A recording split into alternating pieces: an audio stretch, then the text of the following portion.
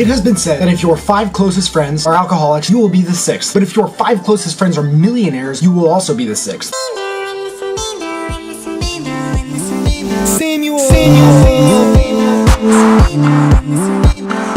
It's true. You are your friends. The whole your network is your net worth thing isn't bullshit. There are people with some friends. There are people with many friends. There are people with not exactly friends, but just people who they work with. I'm talking about an inner circle type of thing. Now, the reason you are your friends actually doesn't have as much to do with the fact that, they're your friends as it does the fact that they are the outer world's closest to your inner world. They are these physical human blobs of emotion and life. These things outside of your inner world, your head, your mind, they are things on the outside that your mind has formed, hopefully some sort of solid, close connection to. So if they say something, be it positive or negative, it would most likely be more positive or negative to you than if some random person said it to you who didn't know shit about you and your story. In the long run, if not in the moment, it's external. These words, these actions, these things, your brain takes them in and processes them. Then it adds them up into this big ass map of your feelings, beliefs, perceptions about the person. If this is a family member or just a close friend or girlfriend, boyfriend, and the whole connection is cut, all contact, everything, or maybe they pass away or die, somehow this can be terrible. This can be like losing a body part to some people. I remember hearing something about Kanye West that after losing his mom and Amber Rose in the same period of time in his life, he said it was like losing an arm and a leg, something along those lines. And those injuries and his reflections of them ended up being 808s and heartbreak. So these things fucking build. And if they're not positive, they can seriously fuck something up in your head for a decent period of time, so long as you don't know how to fix it. But anyway, you have this whole map of the person that's formed as time passes. But sometimes the person says something that goes against all of those, and then you get confused because your brain has all that data stored that you already thought was true about them. So then there's this polarity, and your brain has a moment of fight or flight where you're like,